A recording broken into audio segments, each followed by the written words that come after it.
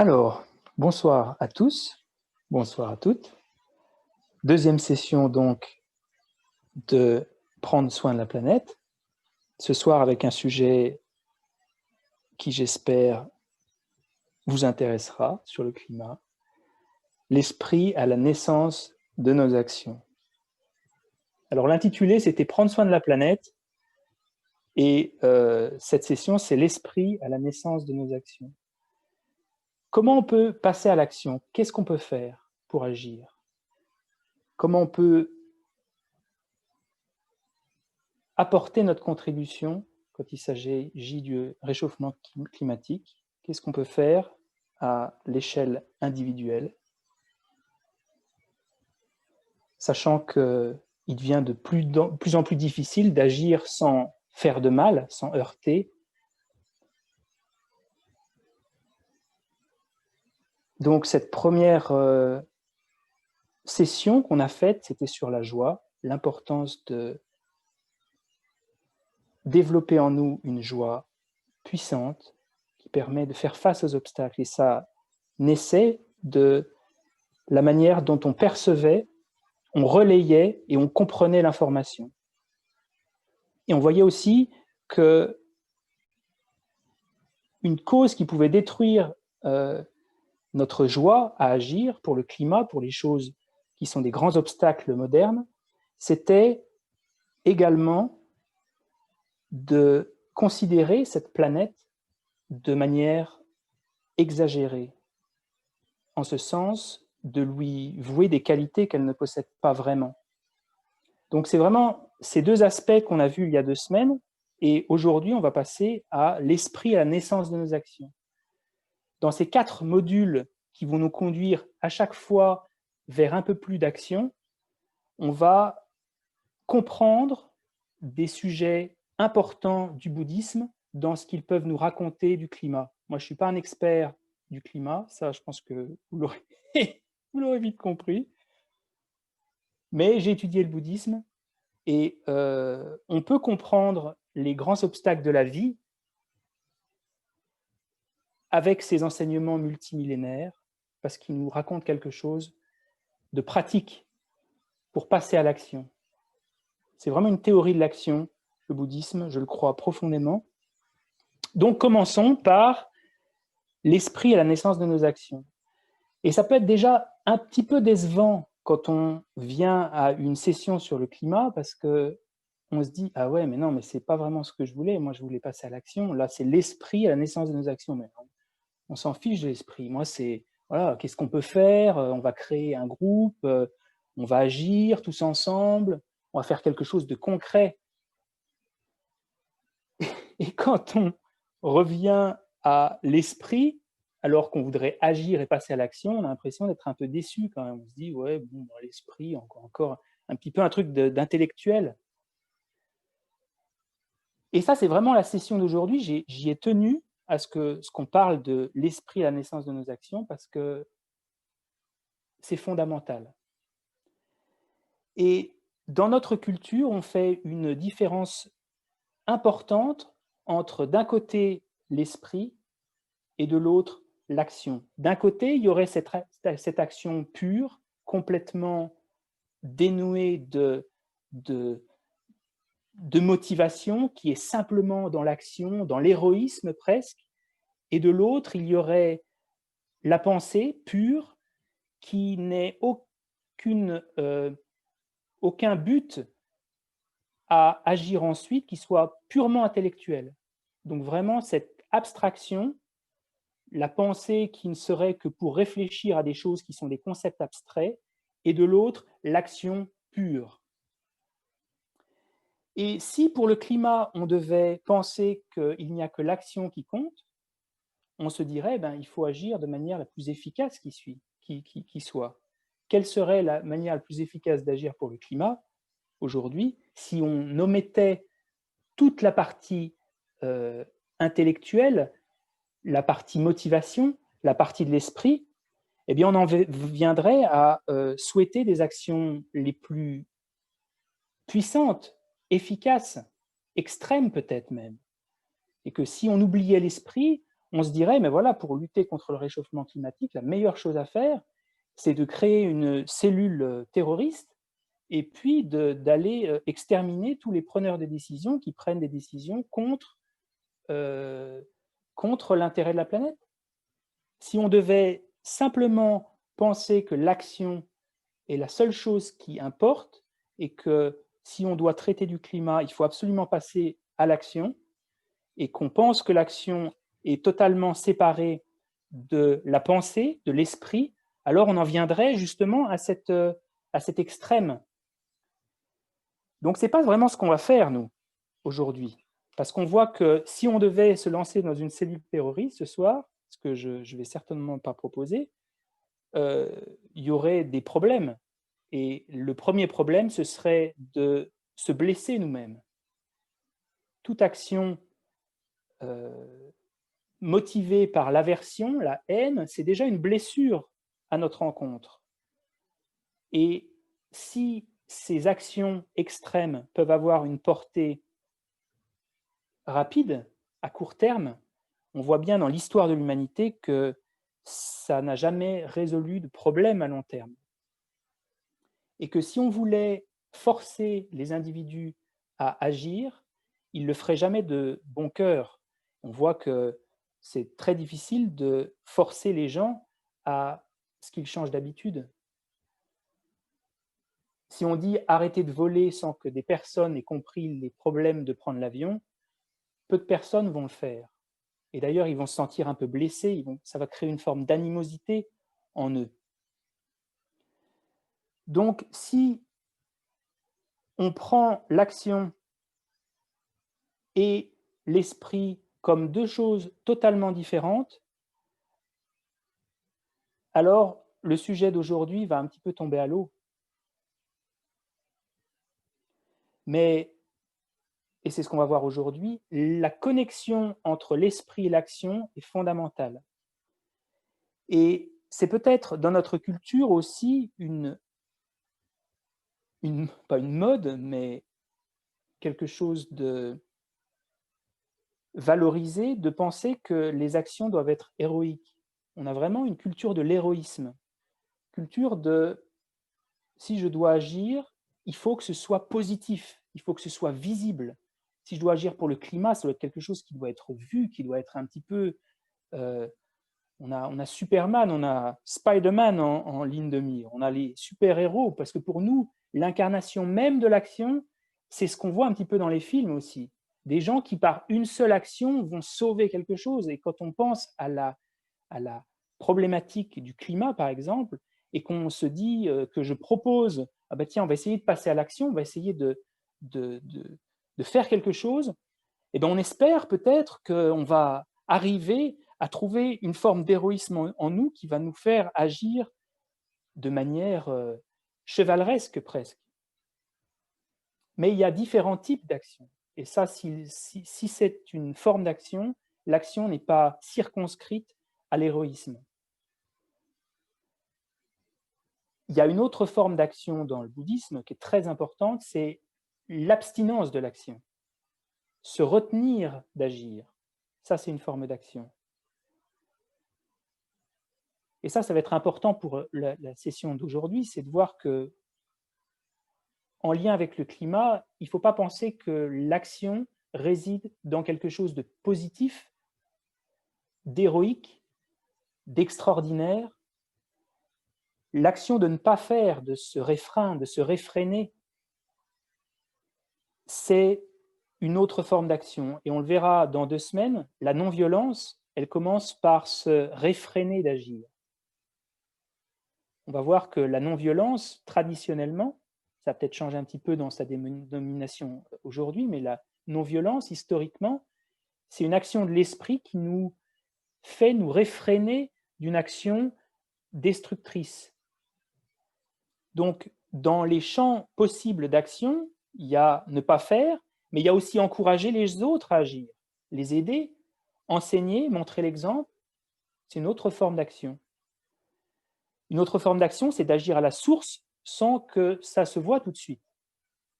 Et c'est une forme d'action, ça.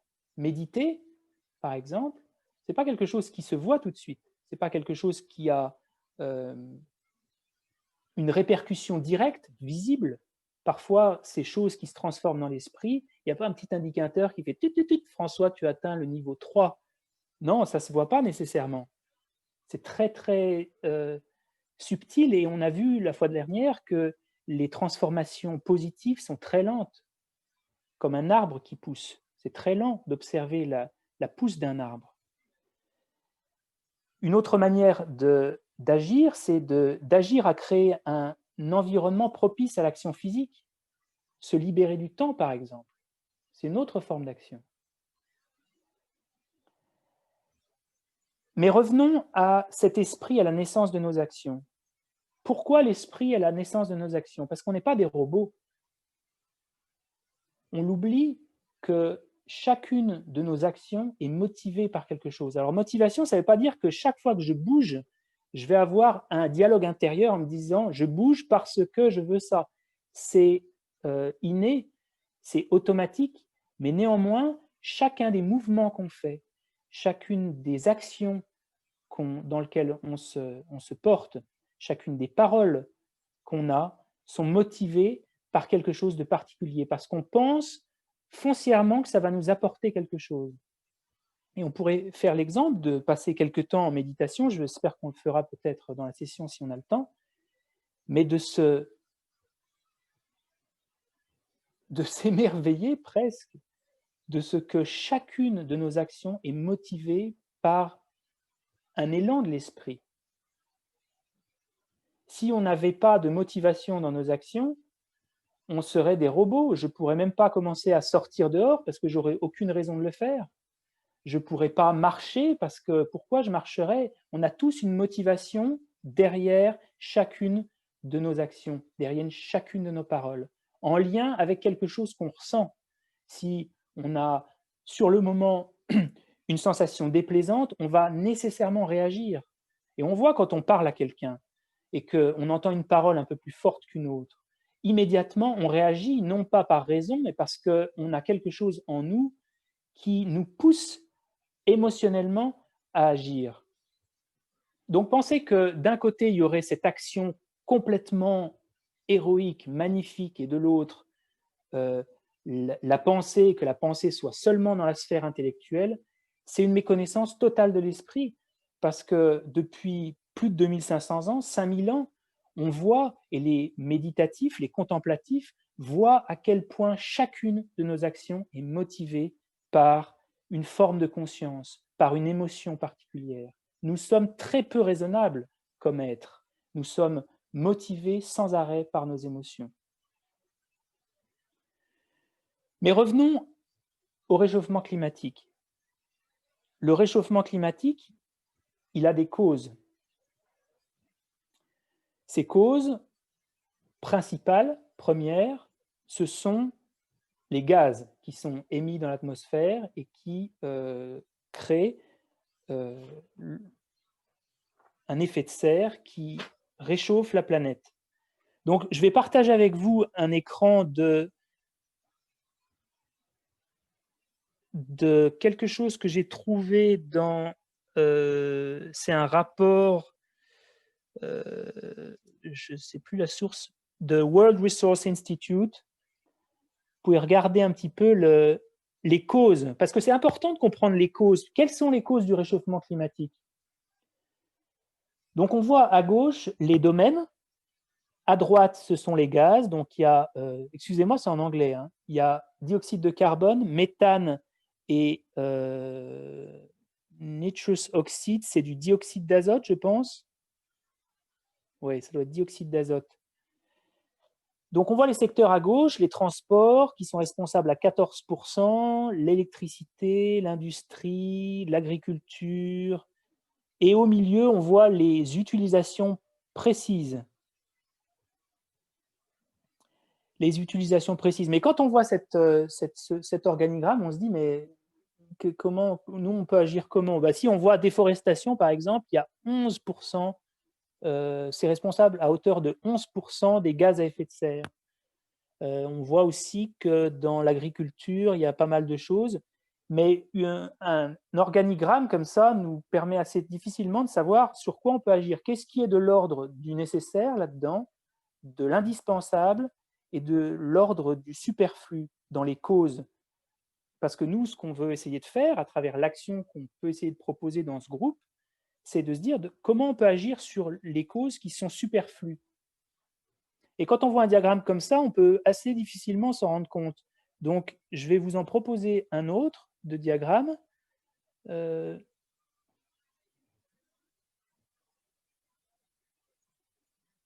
Dans une petite seconde.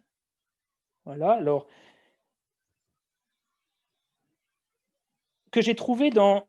c'est un diagramme qui vient de Cannes. Cannes, c'est Climate Action Network. C'est une organisation mondiale qui intervient dans le cadre de la Convention cadre des Nations Unies sur les changements climatiques. Parce que moi, je me disais, bon, essayons de trouver un petit peu les causes, et les causes qui sont sur lesquelles on peut agir, nous, à notre niveau. Et ça, on en connaît tous certaines, mais j'ai voulu m'y pencher un peu, et je suis tombé là-dessus. Donc ça, c'est un rapport qui a été fait par justement cette organisation Cannes pour les Nations Unies, pour un sujet bien particulier sur lequel je ne vais pas trop m'attarder parce que le but, ce n'est pas non plus de s'attarder sur le livestock, c'est l'élevage. Donc ce qu'on voit, c'est FAO Estimate, c'est les estimations de l'Organisation mondiale pour l'agriculture et l'alimentation, qui montrent que l'élevage en général est responsable de 11% des émissions de gaz à effet de serre. Mais ce rapport, qui date de 2009, montre qu'en fait, au sommet de Kyoto, il y a de nombreuses données qui n'ont été pas prises en compte et qui sont hyper importantes dans la production des gaz à effet de serre. Et en étudiant l'élevage, ils ont vu qu'il y avait des données qui avaient été complètement passées à l'as, et notamment la respiration des espèces qu'on élève, qui sont responsables à 13% parce qu'elles émettent énormément de dioxyde de carbone, que ces données étaient complètement ignorées des précédents rapports et qu'elles devraient être intégrées dans les prochaines commissions, que si on devait prendre en compte dans le réchauffement climatique la déforestation, parce qu'on déforeste principalement parce qu'on souhaite planter des cultures dont on sait que la moitié est vouée à l'élevage, la moitié des cultures, et ça c'est un rapport de l'ONU que j'ai trouvé aussi, la moitié des cultures du monde sont vouées à l'élevage. Donc 50% des champs, on pourrait dire en France, sont voués à l'élevage, ce qui est quand même énorme. On ne peut pas penser que toutes les cultures, c'est fait pour faire des Kellogg's. C'est pas aussi simple que ça. Que le méthane avait complètement été mésestimé par ce rapport précédent de l'Organisation de l'alimentation et de l'agriculture, et qui serait responsable à 7%, 8% quasiment des émissions de gaz à effet de serre. Et que si on devait compter également, et ça je vais prendre le petit rapport pour ne pas me tromper, j'essaie de sourcer un minimum ce que je vous dis pour ne pas être dans l'invention, que le rapport dit que également les fluorocarbones, qui sont les gaz qui sont 1000 fois plus responsables des gaz du réchauffement de l'atmosphère que le CO2, eh ben on en emploie énormément pour réfrigérer la viande, par exemple, et tous les produits qui sont dérivés. Et que si on devait les inclure, c'est ce qu'on voit dans les 4 catégories.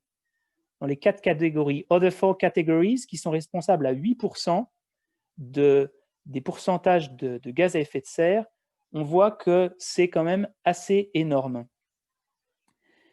Mais également, ils ont pris en compte la cuisson, parce que pour cuire la viande, ça demande de beaucoup plus fortes températures, qui demandent une surconsommation de matières premières, de kérosène, etc., que les déchets produits par l'industrie animalière produisaient également énormément de gaz à effet de serre, que la production, la distribution et l'élimination des sous-produits tels que le cuir, les plumes, la peau et tout ce qui est diverses parties des espèces élevées produisaient également énormément de gaz à effet de serre.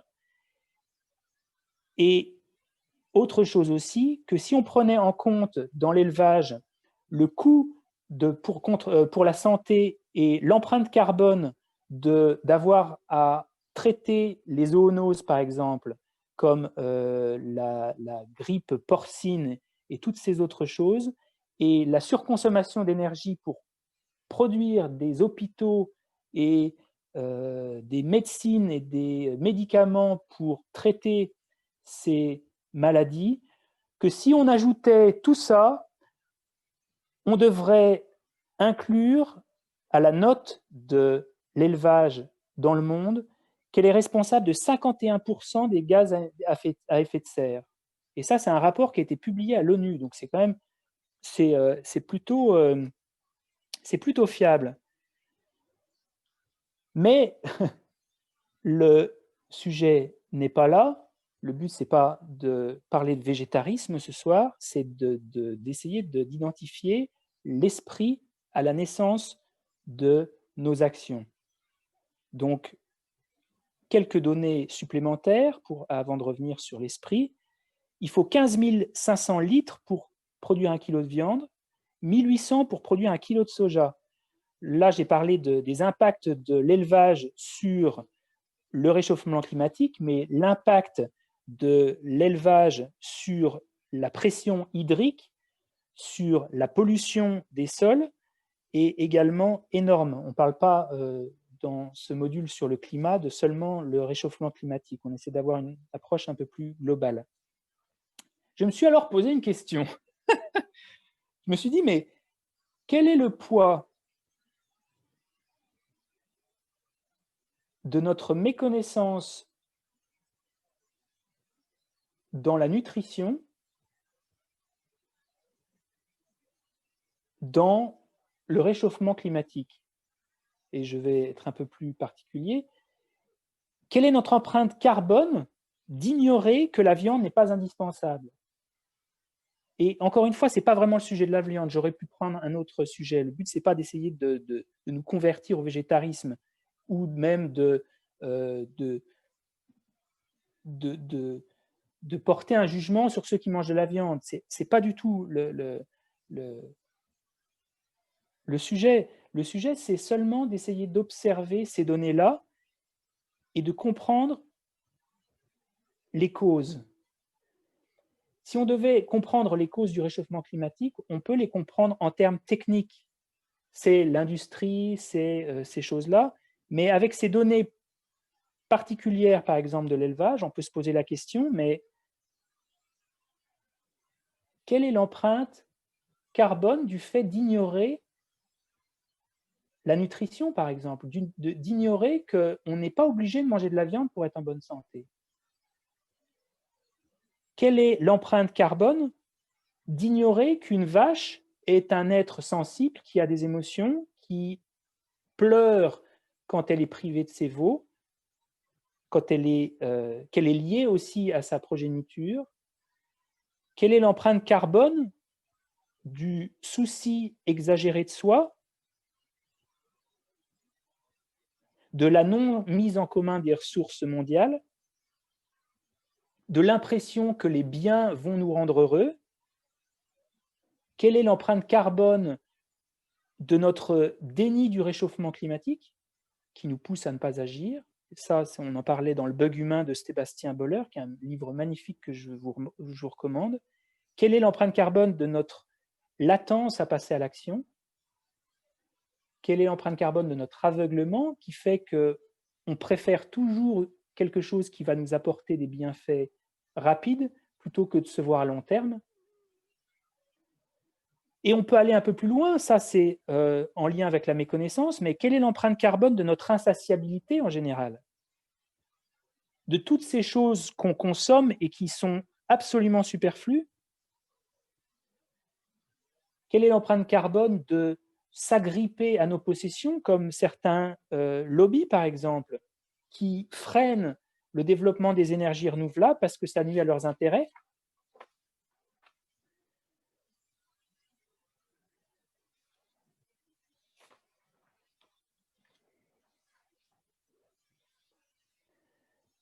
Quelle est l'empreinte carbone des choses qu'on achète et qu'on ne consommera pas, des choses qu'on achète et qu'on jette avant de les avoir consommées, des choses qu'on achète trop et qu'on jette aussi? Quelle est l'empreinte carbone en général de notre insatiabilité? Donc ça, c'est dans le bouddhisme, c'est un des 3, ce qu'on appelle des poisons, parce que ça, c'est un poison de l'esprit, c'est quelque chose qui ne nous fait pas vivre plus confortablement, bien au contraire.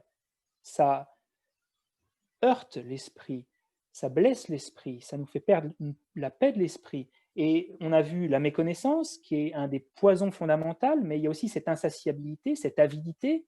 Et le troisième, c'est l'aversion. Quelle est l'empreinte carbone de l'hostilité qui fait qu'on ne met pas en commun les ressources parce qu'il y a des tensions commerciales, diplomatiques, des guerres, qu'on se lance dans une compétition vaine? Quelle est l'empreinte carbone d'avoir à maintenir des armées, par exemple, de construire des murs, de toute cette chimie qu'on développe et de toute cette empreinte carbone de la production des armes? Quelle est l'empreinte carbone de notre hostilité dans la production radioactive, par exemple? Les déchets, qui sont les déchets de guerre. Donc, le sujet d'aujourd'hui, c'était l'esprit à la naissance de nos actions, et on peut raisonner le réchauffement climatique avec de nombreuses variables, mais je pensais que tenter, en tout cas, je le fais vraiment avec, c'est un essai, j'essaie d'apporter un peu de clarté sur le thème du climat avec ce que j'ai appris du bouddhisme, et je pense que c'est possible parce que c'est un des obstacles qu'on vit, que le bouddhisme est censé nous aider à vivre mieux tous les obstacles. Donc je me suis dit, mais quand on voit ça et la partie importante de ces freins mentaux qui font qu'on n'agit pas ou on agit à consommer du superflu, et quand on voit que l'élevage, par exemple, est responsable de 50% alors qu'il n'est pas indispensable, on se dit, mais est-ce que nos perturbations mentales, ces choses qui nous animent, nos émotions, n'ont pas une partie capitale à jouer dans ces causes? Alors j'ai regardé sur Google, j'ai tapé l'avidité, cause du réchauffement climatique, dans ma naïveté. Et j'ai rien trouvé, bien évidemment. J'ai rien trouvé. J'ai tapé la colère, cause du réchauffement climatique, j'ai rien trouvé. Donc, je n'ai pas pu trouver d'études, parce que ça semble un petit peu abstrait peut-être de raisonner comme ça. Alors, vous allez me dire, ouais, mais ce qu'on vient de voir, c'est quand même très, très peu pratique. On ne va pas tous se mettre à méditer, c'est complètement impossible. Ça prendrait trop de temps de convertir tout le monde à la méditation, et qu'en comprenant par la méditation les problèmes liés à l'insatiabilité, c'est vrai qu'on agirait à réduire notre consommation, mais c'est complètement infaisable. Ce n'est pas vraiment une réponse. Mais je n'ai pas dit qu'il s'agissait d'une solution miracle. Est-ce que nous sommes, nous, individuellement, ceux qui doivent trouver une solution miracle? Est-ce qu'il y a dans le réchauffement climatique une solution miracle? Ben, si c'était le cas, ben, je pense que ça se saurait.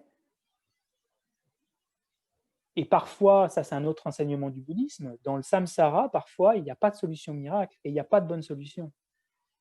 Dans certains des grands conflits de ce monde, parfois, il n'y a pas de bonne solution. Et peut-être que pour la planète, on doit accepter qu'il n'y ait pas de solution miracle.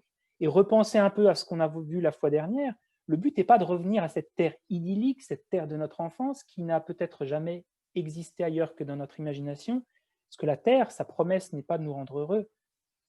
La Terre est faite de changements, de transformations profondes, et qu'au final, à toute époque, les êtres ont quand même vécu des maladies, la misère, des déceptions, et que la Terre, même si elle est idyllique, n'est pas la promesse de notre bonheur.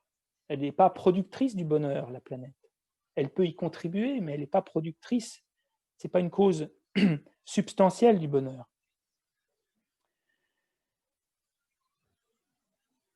Donc peut-être que notre champ d'action est limité, mais peut-être qu'on peut faire de notre mieux. Et peut-être que faire de notre mieux, c'est d'agir sur l'esprit. Parce que plutôt que de se contraindre à faire quelque chose qu'on ne veut pas, plutôt que de se contraindre à arrêter de prendre l'avion alors qu'on en a vraiment envie et qu'on pense qu'on a vraiment besoin de vacances, est-ce qu'on ne peut pas essayer de travailler sur la motivation, travailler sur l'esprit, plutôt que de se contraindre à faire quelque chose qu'on ne veut pas, si on comprend le caractère vain d'une possession matérielle insatiable, par exemple, est-ce qu'on ne va pas développer un sens de la frugalité et passer à l'action pour réduire notre consommation? Plutôt que de se contraindre à faire quelque chose qu'on ne veut pas, si on comprend le caractère vain de l'hostilité, la colère, de la haine, quand il s'agit de traiter à long terme les problèmes globaux, est-ce qu'on ne va pas passer à l'action et développer sur le terrain plus d'entraide, d'abnégation, de solidarité, d'échange? Et plutôt que de se contraindre à faire quelque chose qu'on ne veut pas, si on comprend le caractère tronqué de la méconnaissance, le fait d'ignorer les variables, d'ignorer qu'on n'est pas obligé de, par exemple, oui, encore une fois, de manger de la viande pour être en bonne santé, est-ce qu'on ne va pas apporter des solutions adaptées si on comprend ces variables? Et ça, c'est les trois poisons, c'est ces trois poisons de l'esprit que sont l'avidité, l'hostilité et l'ignorance.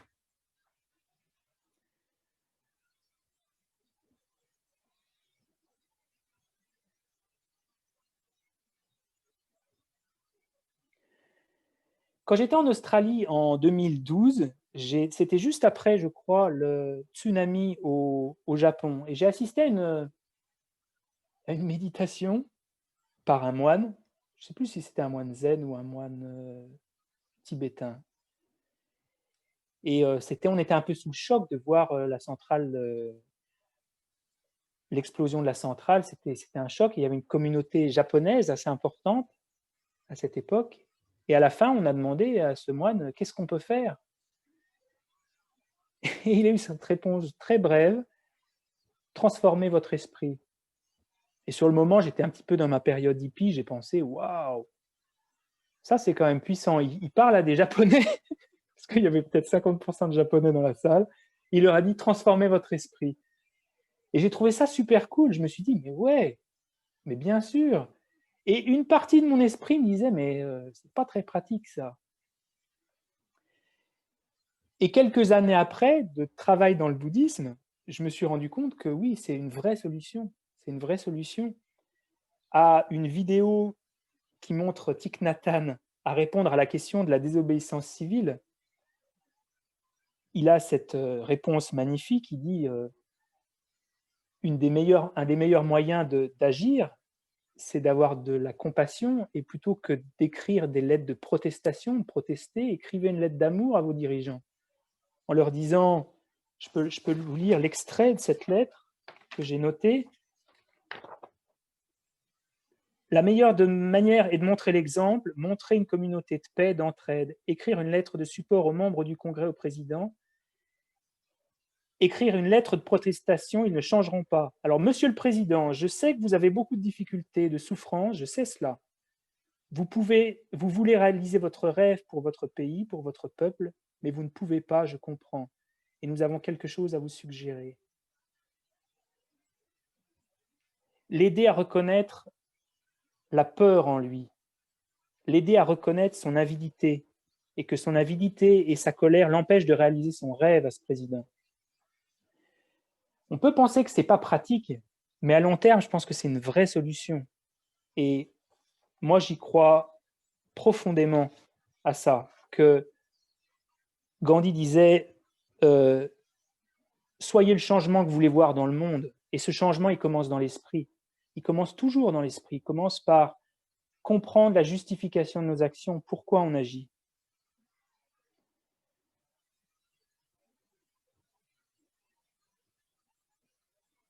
Donc à cette phrase du moine en Australie, je pense que oui, ça offre une vraie réponse. Donc on va terminer cette présentation